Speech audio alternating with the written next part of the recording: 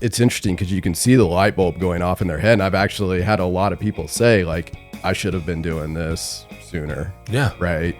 I should have been here 5-10 years. All this stuff that we're looking at would have been nice to know, you know, in my 40s and my 50s. Right.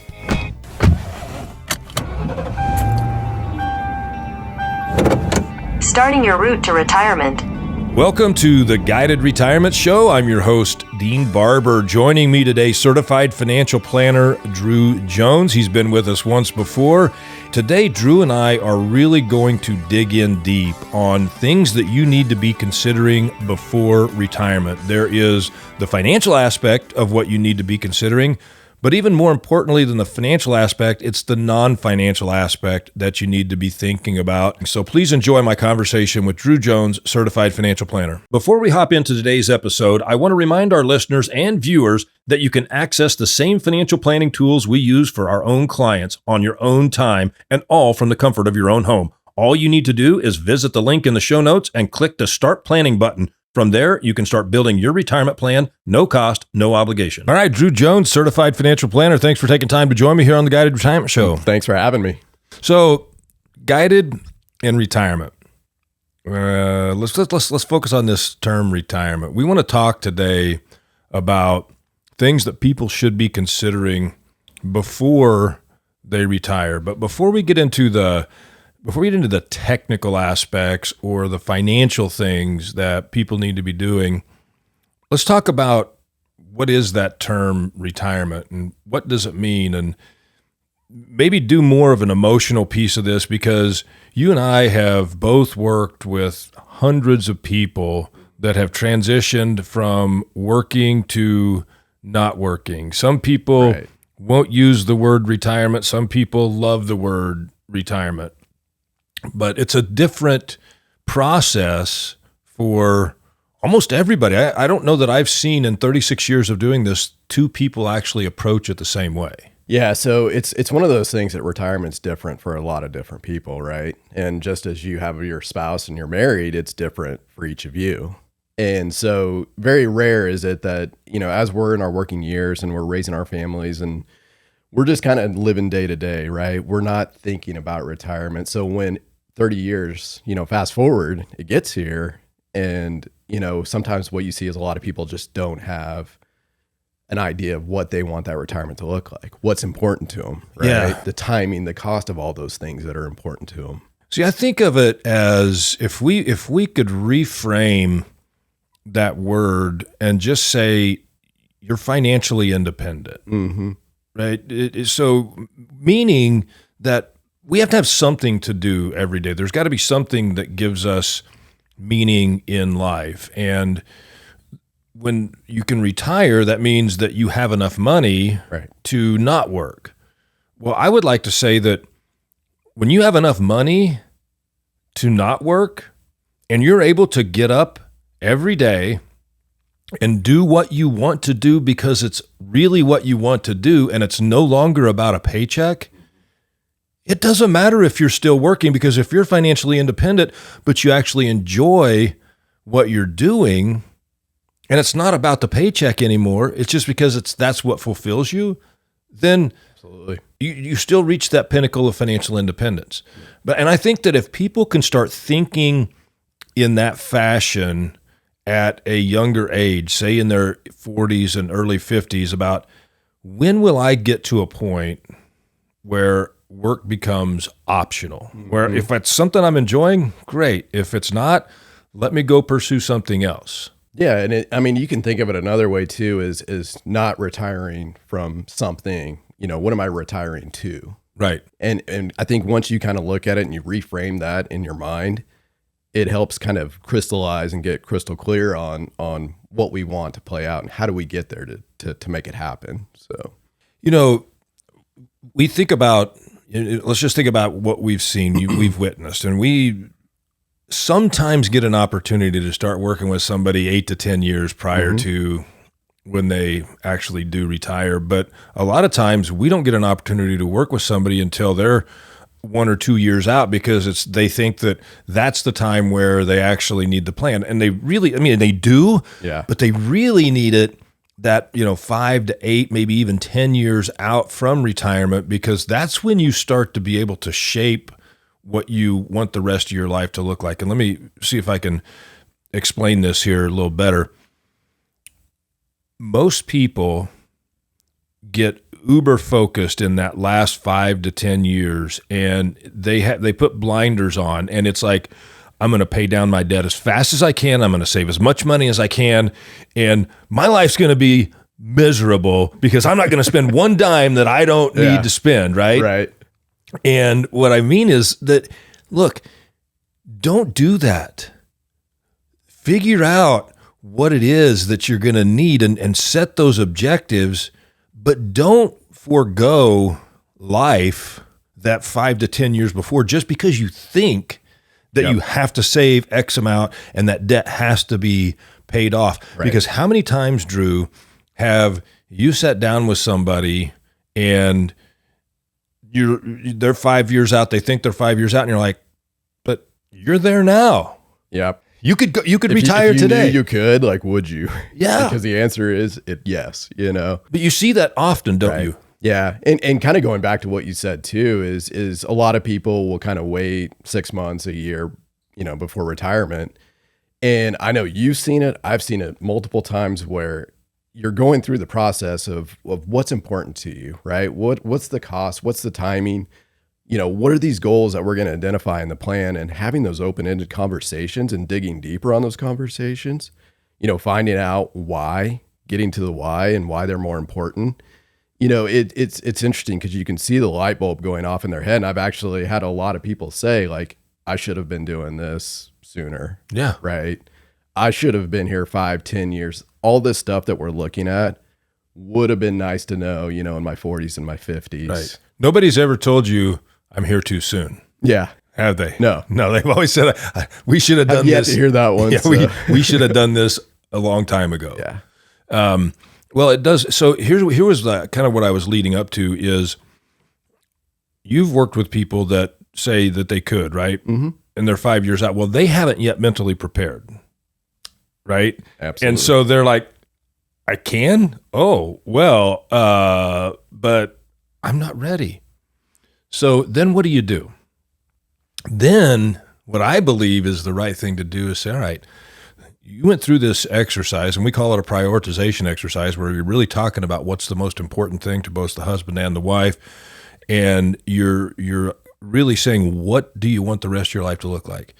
You've identified those things, but if you're not mentally ready to step away from your job, at least start doing those things. Right. Right? If you've already saved what you need to save, start now living the way that you want to live in retirement. Start those vacations early, lump together some of that time off, and really start to do the things that you think you want to do. And if you can start that, that's almost like practice for retirement. What's this going to feel like? Is this real? Is this really what I'm going to enjoy doing? Start doing the things that you want to do. But you got to do it with confidence. And, once you get to kind of that emotional side of things and the psychological side of retirement, that's when you really can dig into the, all of the kind of technical things that we're going to talk about here today.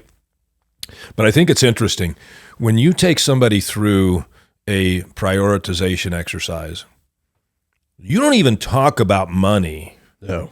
You don't talk about money, and you've probably had 2 hours of conversations with people, really getting to understand what's important to them and what they want the rest of their life to look like before you even get to the subject of what are the resources that you have to do what you want to do. Right? Yep. Yeah. And most people would think that's backwards. They would. And the whole industry, though, and pretty much everybody in society has been trained that way, though. Right? It's all about the assets, and it's all about what I have, and do I have enough? Right? Well, how do you know if you have enough if you don't know what you want your life to look like? Exactly. But so much more of this component is the emotional side, right? Yeah. And so going through the process, the prioritization exercises, I mean, it succinctly, it marries the emotion with the money, right? Yeah, I call it you're marrying your money with your life, right? For the first time ever in a lot of cases. And for the first time ever, you're going to have one spouse look at the other and go, I didn't realize that was that important to you, right? Yeah. And it just leads to those digging questions and getting to the why, because it's really easy for somebody to go through this and say, well, I'm just not ready, and some people in the industry could just gloss over that and say, okay, well, let's move on, right? But there's a reason, to your point. And so what is that reason, and what are these baby steps that we can take once we identify the why and we understand what the apprehension might be? So whether it's giving those suggestions of taking more vacations, or, maybe you take every Friday off, or, and then you start to get adjusted to that new norm, because it is a new norm, Yeah. You talked about the prioritization exercise. I want to dig a little bit deeper there before we start to get into some of the specifics here, but it's interesting. You said our industry wants people to believe that it's all about the numbers. It's all about how much money you have invested. It's all about your asset allocation, or it's all about, it's the industry wants to make it about them. Absolutely. Right? Yep. When you've done your prioritization exercise, how many people have said to you, Drew, the most important thing to me is how much money I have? How many, who's ever said that? Nobody. Right? Because how much you have is never the most important thing. There are always things in your life that are far more important than how big your portfolio is. Your portfolio, your investments, that's the how. That's the engine that's going to allow you to do the things that you want to do. But if you don't take, and that's why I said early, if we can start talking to people 5 to 10 years before retirement, and we can really start to have these conversations, because we've watched hundreds of people transition from work to retirement. We know the exercise, we know the drill, and we know how difficult it can be. All of a sudden, you take the focus away from how big is my bank account or how big is my 401k to what do I want my life to really look like? Because in the working world, I always think about it this way. It's interesting. And I think from a psychological standpoint, when we're children, we're always thinking about, I can't wait until I get out of the house and go to college because I'm going to have freedom. Right. Buy what I want, get what I want. And then you go to college, and the last thing you have is freedom. There's a little bit of it there, but really you gotta get to work, right? You got to get up in the morning, you got to go to class, you got to study, you got to pass your tests, you got finals, you're not free. Yeah. Right. And then you're thinking, once I get out of college and I get a job, then finally I'm going to be free. I'm going to be, I can do what I want. And then what do? You got to report to somebody. Now you got a boss, right? So truly, that holy grail of independence doesn't come until you've got enough to do what you want to do. And by the time you get into that late 50s, early 60s, or whatever that time frame is, your entire identity is tied to what you do for a living. You've lost who you really were. And it takes time to rediscover that and rediscover what's really important. So there is a whole psychological part to retiring. And I believe that our guided retirement system and the prioritization exercise that we walk people through truly creates the aha moment of, I really can get back to who I am and the things that are important to me. Yeah. And that's, conversation. It's interesting you bring that up too, because whenever I'm talking, with people going through the exercise, going through the planning process, that's the conversation we always have. And I said, you know what, there's an asset here, one of the most valuable assets that you have that you can't see, right? It's not an IRA. It's not your Roth IRA. It's not your 401ks, savings accounts. It's time, right? And that is the absolute, highest value of asset that we have. It's time. And if we're not fulfilling it by doing those things and making the best use of the limited time that we have here, I mean, it's a precious commodity, right? And once you kind of, again, flip that switch in your mind and you look at it that way, it kind of helps put things in perspective of maybe helping me get to a decision on when I can pull the trigger on retirement and do those things that I want to do with my spouse or my family, travel, whatever's important to you. And it's not just time, but it's something that gives more time, and that's health. Right. Right. And a lot of people, the stress of work starts to deteriorate their health. And you need to really, most people by the age of 50, maybe even mid 40s, if you're not making a conscious effort to watch what you eat, get enough exercise, make sure you're drinking enough water, getting regular checkups with the doctor, you've got to pay attention to your health. Because I've seen far too many times where somebody works and works and works and works and works, and then they retire, and 2 years later they die. Mm-hmm. Or they have a stroke and they're disabled and they can't do what they wanted to do. And it was all because they didn't pay attention to their health, and they really didn't pay attention to when could they actually not work? When would they have that option? Because they never took the time to sit down with somebody like you, a certified financial planner, to really discover what it is that's possible. Yeah. Yeah, I don't know if you've seen them, but there's people walking around with those T-shirts that say health is the new wealth. Yeah. And I mean, it absolutely is correct. But to what we were saying earlier, though, it's like, hey, we're busy in life, right? We're sacrificing. Yeah. And all those things that we should be doing that are going to help us have a more enjoyable retirement are put on the back burner, working out, eating right, just trying to do all those small things. But, to your point earlier, if we don't, then that's a major cost or a prohibitor of all those things that we want to do in retirement, whether it be traveling around the world or, international or whatever, US or local. So, one of my friends and this guy as well as I do, Ken Osawala, part of our organization. I've known Ken for a number of years, and his philosophy is, and his saying is, that true wealth is defined by things that money can't buy and death can't take away. Oh, that's good. Yeah. Right. Yeah. But those are the things that your living legacy, it's you, right?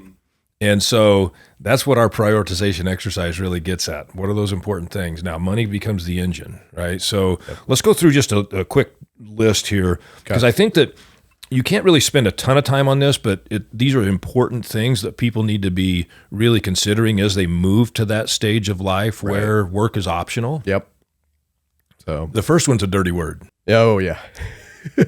It's not a 4-letter word, but it's close. Yeah. When you bring it up in a meeting, you can sometimes see the disdain in couples' eyes. and it's a budget. Yep. Okay. So most people, by the time they're in their mid-50s, they're not budgeting anymore. Most people, because it's like, finally, my kids are gone. We've got excess money. We know we're saving, but we're not budgeting. We're not, it's this, that seems to be a dirty word.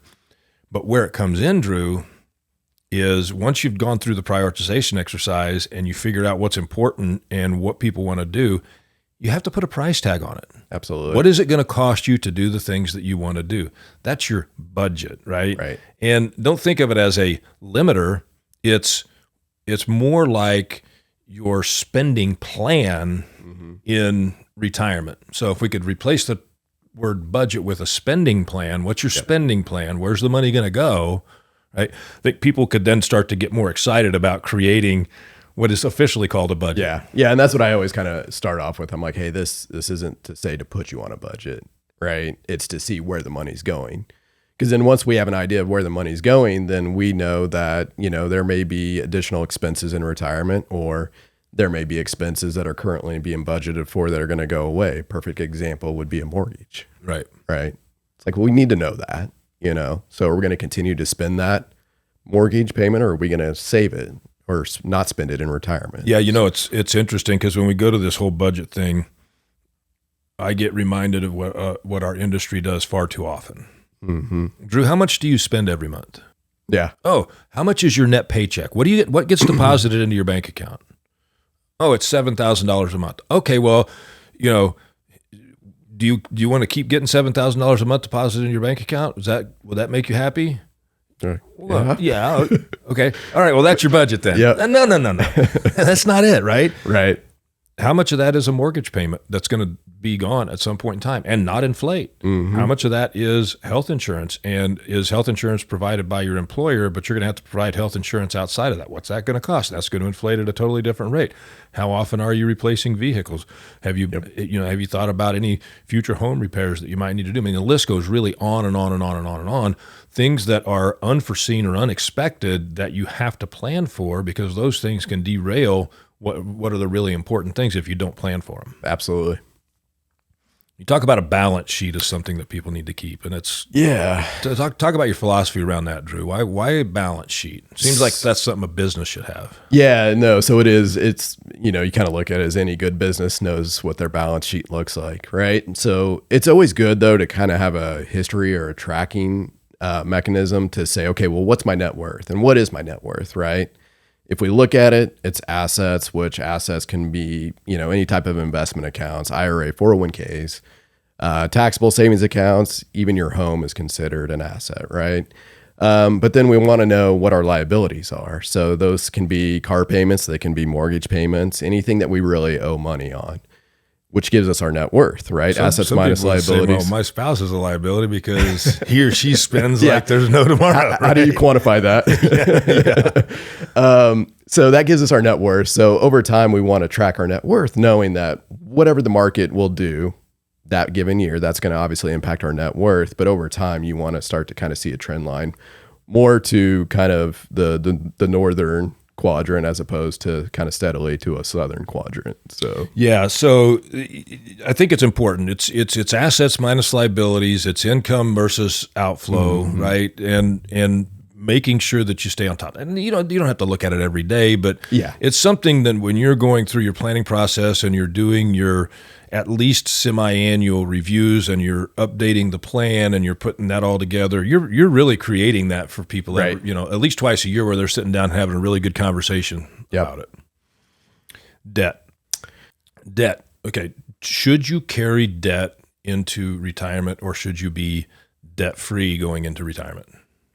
It really kind of depends on what that debt is, right? So some people will say there's good and bad debt, and there's truth to that. I agree with that. A mortgage is considered, okay debt, right? Depends on the rate. Depends on the term. The size of the house that we acquired, right? Does it fit our budget? Those mortgage payments. But then there's debt that can be looked at as maybe bad debt, or if we have a significant amount of it, which would be like credit card debt, where we're talking, double-digit interest rates on that. Credit card debt is always bad debt. Yeah. Unless you pay it off every month. Right. Yeah. Anybody that's using a credit card and carrying a balance on there is just insane. Yeah. That means you're buying things that you can't afford. Right. Don't do that. Yeah. And to think about to service that debt, that impacts our budget. If we kind of go back to that first one, that's less money that we can spend in retirement, right? But I do believe your comment is of good debt and bad debt. And then I think a lot of people have something psychological that tells them that before they can retire, they need to be out of debt. They need to have that house paid for. They need to, right? And sometimes that's purely an emotional thing. I sat with a client not too long ago, and we're going through his plan.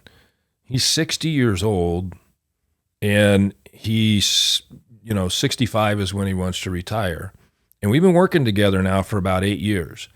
And in a meeting here just in the last few weeks, I told him, you don't have to work anymore. If you continue to work, you don't have to save anymore. Right. You're there. You have reached the pinnacle of financial independence.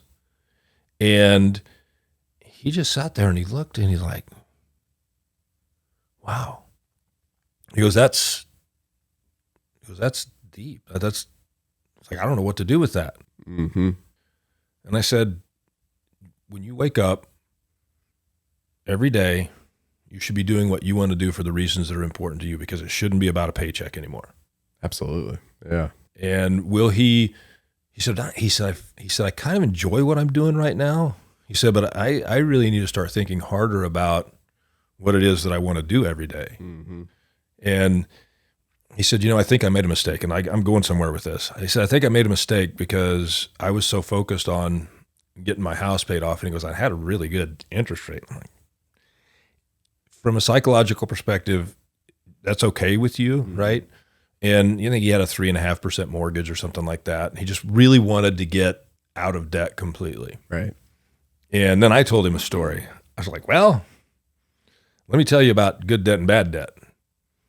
And the office park that I own was really close to being paid off. And COVID hit. And interest rates went down to next to nothing. Mm-hmm. And I went and did a cash out refi, got as much money out of the property as I could at a 3% interest rate for 15 years, because I know I can make a lot more than 3% a year right. on that money. Yeah. Right. So to me, that's good debt. It's just like, you think about from a standpoint, forget about whether it's on a house or whether it's on a, business property, rental property, whatever. Let's just say that you could go borrow, Drew, as much money as you wanted to, no limit, and you can borrow it at 3%, and all you're ever going to have to do is pay me interest on that. How much would you go borrow? As much as I could. Exactly. Because you know that over time you'll make a lot more than that 3% every year. Yep. And so now you're making money on somebody else's money. Yep. That's good debt. Right? Bad debt is the credit card debt. Yep. So avoid the credit card debt. But this is a conversation as you go through your financial planning process that you really dive into that debt. Mm-hmm. Absolutely. All right. Now, savings. So pre-retirement, where do you save? How much do you need to save? Those are really, really, really critical things. And it's not just how much, but where. Right.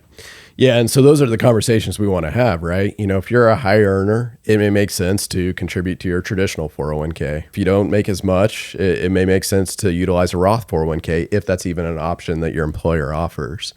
Outside of an employer plan, Roth IRA, what are we going to save to? Or do we save more money to a taxable account, like a joint account?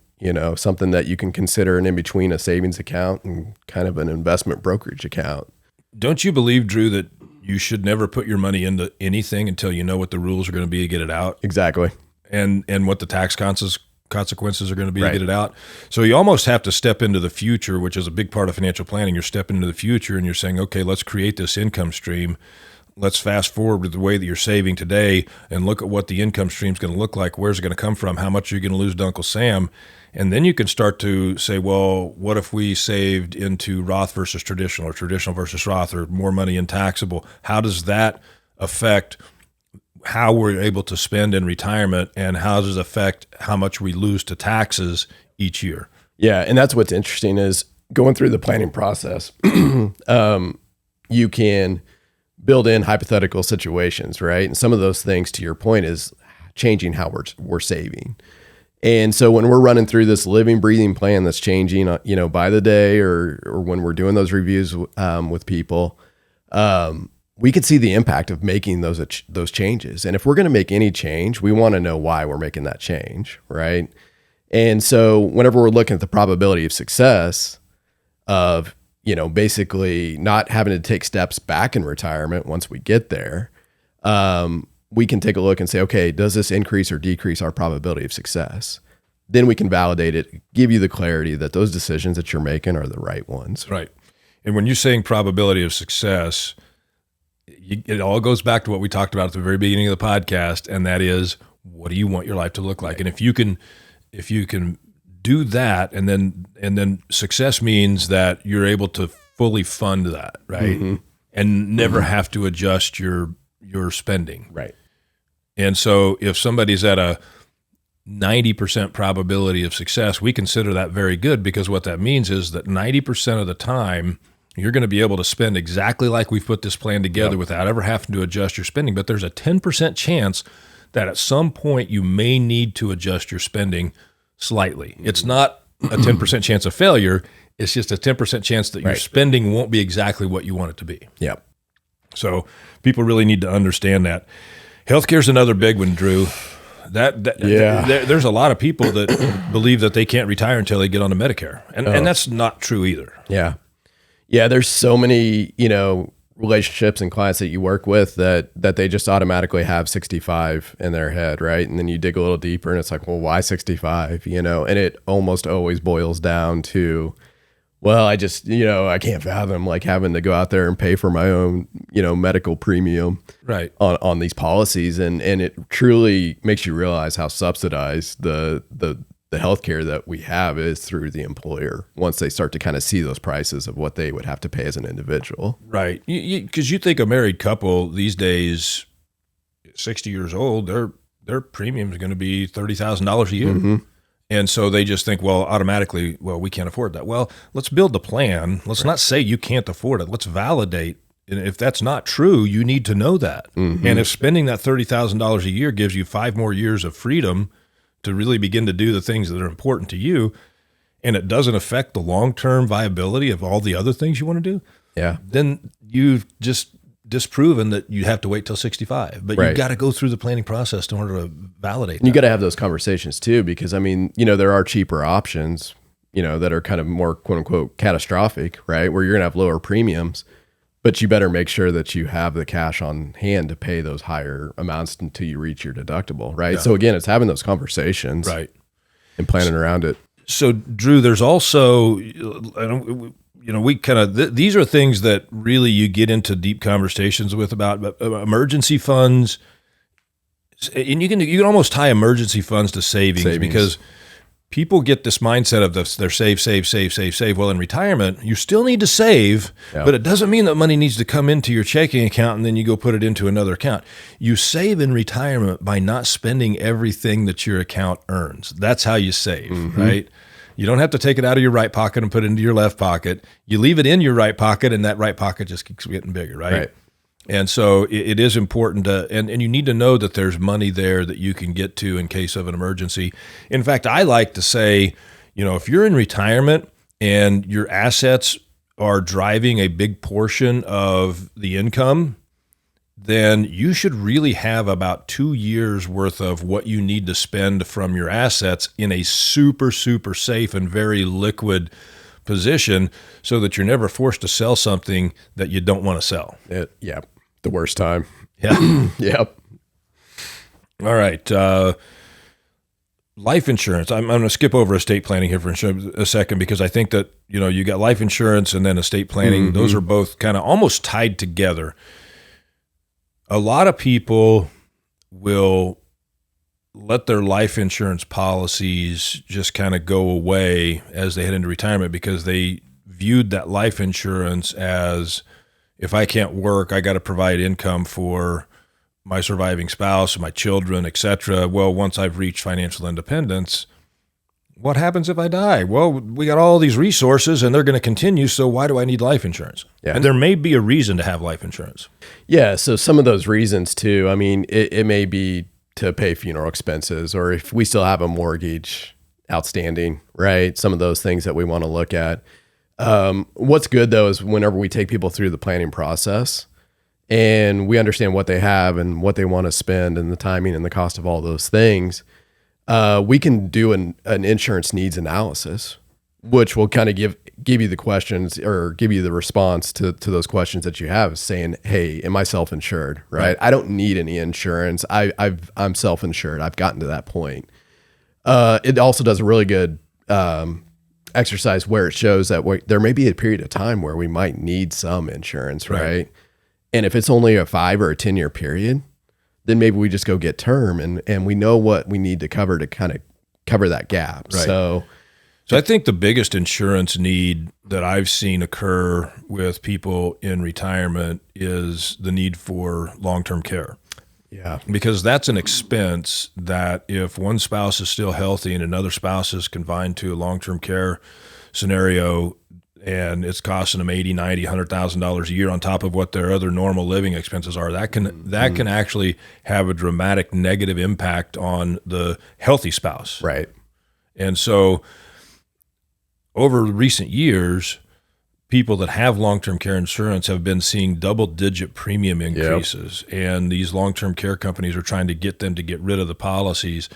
So we think about covering those long-term care expenses in a very different manner. So there's a couple of thought processes, and I did this well before the life insurance policies with a critical care rider were available. I said, look, there's really only one insurance policy that a person can buy where they're guaranteed to get more out of that policy than they ever put into it, and that's life insurance. Mm-hmm. So if there's a fear of long-term care, a simple solution is to carry that life insurance through retirement. And if you erode part of the wealth paying for long-term care, when you pass away, that death benefit will buoy back up the estate and it comes in tax-free. Yep.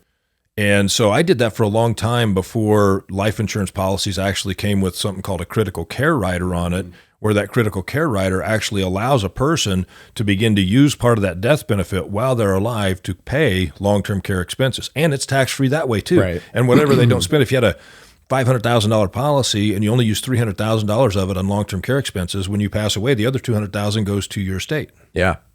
Yeah. No, so that's the reason why you should consider Yeah. carrying life insurance into retirement. But it needs to be the right type. Yeah. Truly kind of needs to fit the best of both worlds, right? Yep. So, Social Security, don't take that at face value. Make sure that you've Right. done a thorough analysis on that. Don't think that Social Security is synonymous, the claiming date is synonymous with the day that you retire. yeah. Yeah. So many people have it just baked in their head or triggered that the retirement is going to be the triggering event of when I decide to take Social Security.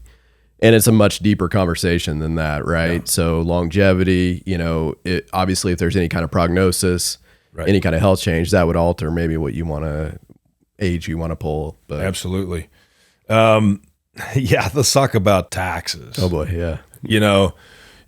Taxes in retirement are more complicated than they ever were during your working years because different sources of income are taxed differently, and Social Security is taxed different. Yep. Your capital gains and qualified dividends are taxed different. Your distributions from your traditional 401k or IRA are taxed different. Roth is non-taxable.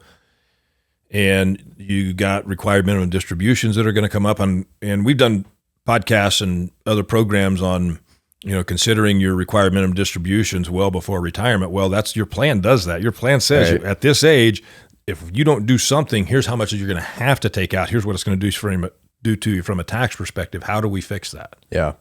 Yeah. I don't know. I mean, you see it too. The clients that we have, most of their asset or most of their wealth is in tax deferred, right? Traditional 401ks. That's what our industry trained them to do. Yeah. That's what they were told to do, that, contribute to this traditional 401k because that's going to help you tax wise now. And then, hypothetically 30 years later, You're going to be in a lower tax bracket in retirement. Yeah.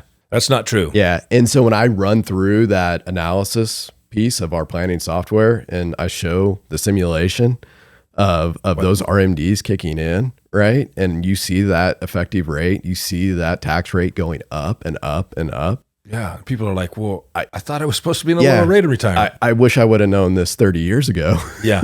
Is like That's most why- of the comments. That's why we say it's important that people start talking to us before they start deciding to retire. Come see us 5 to 10 years before so we can help shape that. Yep. All right. The last couple of things we had on here was discussion with your spouse, career identity, but we really talked about that at the beginning of the podcast here because that's all about the discovery and the prioritization exercise. And that is what allows a person to create the plan, right? So the plan should be about what you want the rest of your life to look like. Right. And then we can step back and fully analyze everything that a person has, all these technical things that we just went through. And there's more than this. It's deeper than that. And it's an ongoing process. But hopefully people that have either watched us here on YouTube or listened to this podcast can kind of get some sense that retirement planning and the things that you need to be considering before retirement is far more than just about numbers. Right. Yeah, and I was kind of thinking about that too as we were talking about what we were going to discuss today. And I was first thought in my head, I'm like, oh gosh, how much time do we have? Right. It takes a long time. It does. I mean, there's a lot more that we could go over, right? We were trying to hit the high levels and those things that are, we feel like, or we see day to day that are important for people. But I mean, this is just kind of scratching the surface. So yeah, bottom line is people need to find a good certified financial planner, one that they can develop a good relationship with. Preferably, that certified financial planner is going to have a team of professionals in the same office, the estate planning attorneys, the CPAs, insurance professionals, everybody that can collaborate together on that person's behalf. But none of those professionals can actually do their job properly until the discovery process and the prioritization exercise is done, because that becomes 100%. The foundation of the whole plan. Yep. 100% correct. Well, Drew, how do you feel about your choice to become a certified financial planner and enter into this industry? Is it anything, I know this is kind of a personal question, but is it anything like what you thought when you were going to school and saying, I want to become a financial planner? Nothing.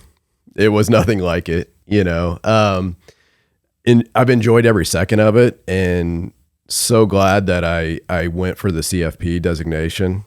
I think that in my career, that was one of the best things that I could have done, right? Because even in our realm, you feel like you see it every day and you think right? But once you go through the additional certification process, it really kind of helps you identify that there's a lot of areas and a lot of different specific topics that you become more knowledgeable in, right? And the continuing education that you have to do as well. That's required, that's demanded of you, right, to hold that designation. And so, but the designation helps you with some of the technical aspects. But that's not the fun part about being a financial advisor as a certified financial planner.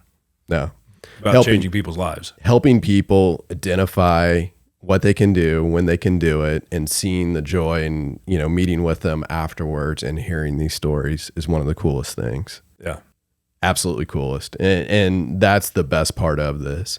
Whether it's the trips that they're taking or the time that they're getting to spend with family, right. It's amazing to see it play out. Yeah, it really is. Well, Drew, thank you for taking time to join me here on the Guided Retirement Show. Well, thank you for having me. I enjoyed it. So love talking about this stuff. Yeah, it's good stuff. All right, thanks. All right. There you have it, right from Drew Jones, certified financial planner. You've got your financial aspects that you need to be considering. They're vast. They're complicated.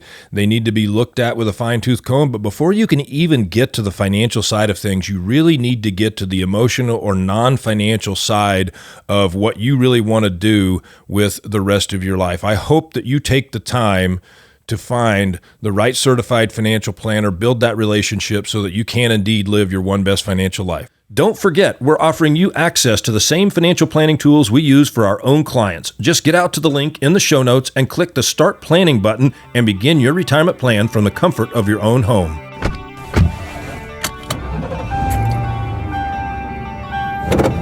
Starting your route to retirement. Thanks for watching. Subscribe here to get the latest from the show. Also, be sure to leave a comment and share this episode with your friends. Investment advisory services offered through Modern Wealth Management, LLC, an SEC-registered investment advisor.